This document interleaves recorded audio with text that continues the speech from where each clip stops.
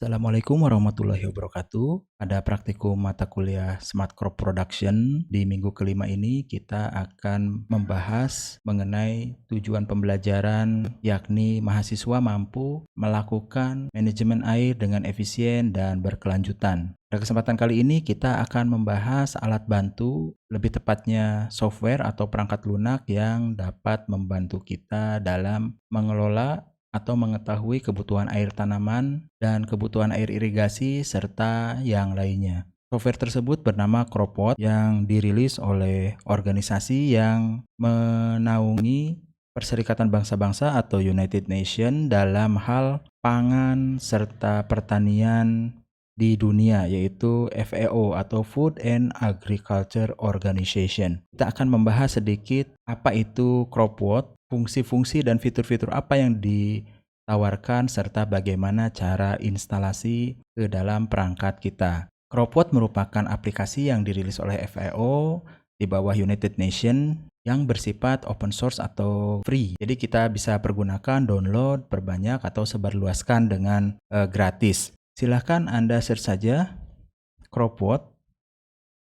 Kemudian pilih hasil pencarian dari Google yang berasal dari Food and Agriculture Organization. Seperti terlihat bahwa sebetulnya Cropot merupakan salah satu dari beberapa software yang dirilis oleh FAO untuk kebutuhan manajemen atau perhitungan yang berkaitan dengan pangan dan pertanian, khususnya untuk Cropot. Cropot mampu untuk menyajikan data kebutuhan air tanaman, kebutuhan air irigasi, dan sebagainya. Dari sedikit kesimpulan dari halaman unduhan Cropot, Cropot menyajikan data climate atau penghitungan evapotranspirasi acuan atau ET0 yang didapat dari data iklim lengkap maupun estimasi. Kemudian juga Cropot bisa menyajikan data hujan di suatu wilayah, juga memiliki database tanaman yang apabila tidak ada kita bisa tambahkan sendiri, juga memiliki data tanah di lokasi spesifik atau lokasi kita yang akhirnya bisa memberikan rekomendasi crop water requirement atau kebutuhan air tanaman. Dan Cropot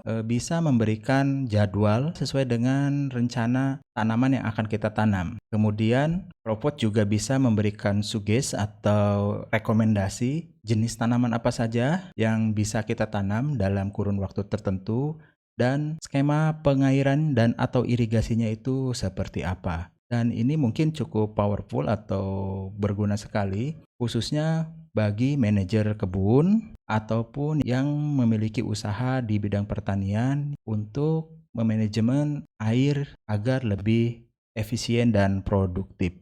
Baik, langsung saja untuk mendapatkan softwarenya kita arahkan ke download Cropot 8.0. Karena saya sudah download, jadi ini override ya. Saya menggunakan file downloader. Jadi bentuknya adalah file arsip atau zip. Silakan Anda download saja. Cukup simpel ya instalasinya. Kemudian arahkan ke folder downloadnya ya. Kalau saya di kompres, kemudian akan ada file namanya crw8.zip, artinya Cropot versi 8 ya, karena memang yang terakhir dikeluarkan adalah versi 8. Silakan langsung saja double klik karena .zip tidak perlu diekstrak ya. Lalu langsung di double klik untuk Cropot 80 setup. Yes, dan next, yes. Full installation kita pilih, kemudian ini directory untuk instalasinya, kita next saja, kemudian next, create a desktop icon, dan terakhir install. Instalasi sudah selesai, langsung saja kita coba software Cropotnya. Finish. Baik, terlihat seperti di tampilan resume di bagian web downloadernya. Ini tampilannya mirip sekali, masih sama ya. Di atas ada menu-menu ya, file, bisa kita buat session baru atau open session ketika kita save pekerjaan sebelum kita, dan seterusnya. Untuk exit juga ada. Panel sebelah kiri ini adalah menu utama yang sudah tadi diterangkan, berisi menu-menu yang dibutuhkan untuk menghitung atau menampilkan data rekomendasi crop water requirement atau jadwal pertanaman, jenis-jenis tanaman, jadwal pertanaman, komoditi tanaman apa saja yang bisa ditanam, dan skema pengairan. Kemudian ada menu yang masih tidak bisa diklik kalau kita belum memulai suatu session. Baiklah, untuk praktikum pertama, mari kita coba untuk menu pertama, yaitu untuk menghitung evapotranspirasi acuan. Kita klik saja menu climate atau ET0-nya. Di sini ada terlihat bahwa bentuknya mirip seperti Excel ya, tapi memang sudah terset ada di atas yang harus kita lengkapi. Data negara, data stationnya di mana, ketinggian, altitude, sama latitude, longitude. Kemudian di sini ada bulan. Jadi kita akan menghitung nilai evapotranspirasi acuan dengan metode Penman Mountain bulanan ya. Jadi di sini diminta data iklim secara lengkap, sedangkan metode Penman Mountain ini adalah merupakan metode rekomendasi dari FAO untuk menghitung evapotranspirasi acuan. Selengkapnya mungkin nanti kita bahas di perkuliahan. Baiklah, ketika kita memulai sesi baru, menu di atas yang di sini ya sudah aktif. Jadi bisa kita isikan dengan data dari iklimnya. Di sini saya sudah menyiapkan data sampel dalam 1 tahun. Kebetulan lokasinya di Lampung dengan stationnya di Lintang Bujur dan Lintang Selatannya. Bujur Timur dan Lintang Selatannya ini ada datanya dengan elevasi sekian. Di sini terdapat data klimat yang cukup lengkap dalam menghitung kebutuhan penghitungan evapotranspirasi acuannya. Ada lamanya sinar matahari, kemudian kelembaban, terus rata-rata suhu, ada juga suhu maksimal, suhu minimum, kemudian kecepatan angin ya, dan curah hujan. Berikut data curah hujannya. Nanti sampel data ini bisa kalian download di deskripsi. Langkah selanjutnya kita masukkan datanya ke dalam software Cropwood. Baik ya, saya buat 2 layar biar lebih gampang untuk menginput data. Kemudian di tiap kolom ini merupakan unsur-unsur iklim yang harus kita masukkan untuk mendapatkan nilai evapotranspirasi acuannya. Di sini ada minimum temperatur, maksimum temperatur, humidity, kelembaban dalam persen, kecepatan angin dalam kilometer per day, terus lama penyinaran dalam jam per hari, nanti diketahui radiasi, dan baru kemudian evapotranspirasi acuan. Baik, kita langsung masukkan dulu karena kebetulan di sini semuanya tersedia datanya. Jadi kita langsung masukkan saja. Country kita isikan dengan Indonesia. Kemudian station kita masukkan Lampung lokasinya. Tinggian tadi 120 mdpl, satuannya sama ya. Kemudian untuk koordinat ini latitude berarti lintang ya. Lintangnya menggunakan lintang selatan. Kita pilih selatan, south. Kemudian 5 ya, 5 derajat kita masukkan, komanya mungkin 16/60 ya, kita sebagai contoh kita abaikan terlebih dahulu ya. Kemudian longitude, bujurnya bujur timur, east ya, berarti kita masukkan 105. Oke.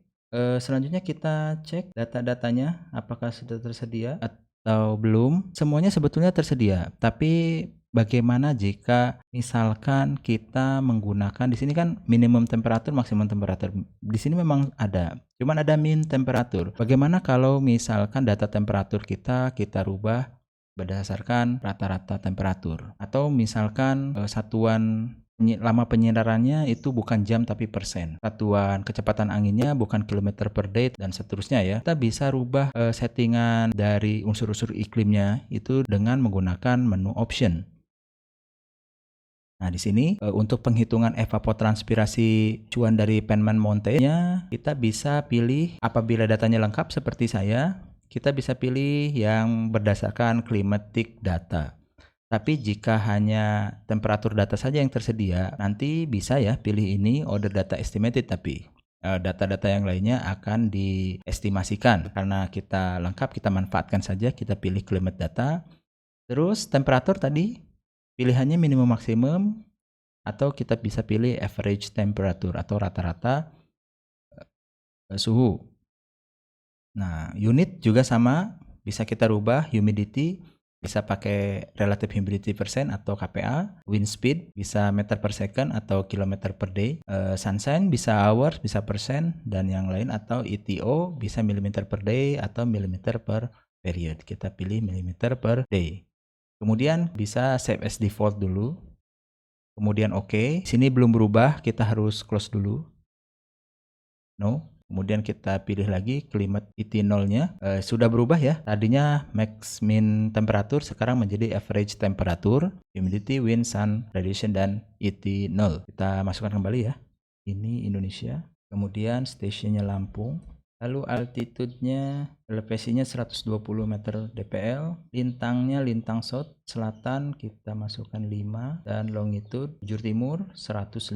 Selanjutnya kita tinggal langsung isikan datanya dari Excel ini ke dalam CropWatt-nya. Kita coba copy, apakah bisa average temperatur. Tidak bisa ya, jadi silahkan Anda isi secara manual. 26,1 untuk average temperatur, humidity-nya 84,5 di bulan Januari ya. Kemudian wind velocity 67,4. Baik, untuk data humidity, kelembaban itu tidak bisa menggunakan koma. Sama juga dengan kecepatan angin. Kita lanjutkan dengan lama penyinaran sinar matahari dalam satu hari berapa jam? 6,3. Ya, bisa masuk. Kita lanjutkan sampai penuh ya, full.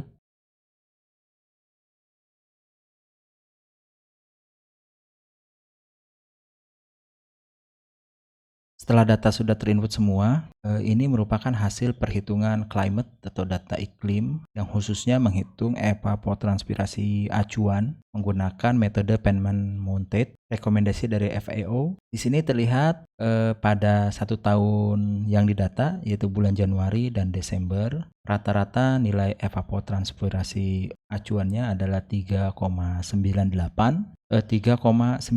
mm per hari. Bulan yang paling tinggi, nilai evapotranspirasi acuan tertinggi terdeteksi pada bulan Oktober 4,32, dan yang terendah itu ada di bulan Juni. Nah, jadi begitu perhitungan data climate khususnya evapotranspirasi acuan metode Penman Mounted menggunakan software CropWatt. Pada praktikum selanjutnya, silahkan Anda simpan datanya dengan file save. Kemudian silahkan, ini adanya di CropWatt data climate ya. Ini sampel climate yang nanti mungkin bisa kita pergunakan kembali atau dipanggil kembali jika dibutuhkan. Silahkan save. Kemudian silahkan coba menggunakan data climate yang diperoleh pada praktikum sebelumnya. Demikian penjelasan dan pembahasan dari instalasi serta penghitungan data climate evapotranspirasi acuan dengan menggunakan software CropWatt. Kita lanjutkan pada sesi berikutnya untuk fungsi yang lainnya. Terima kasih. Assalamualaikum warahmatullahi wabarakatuh.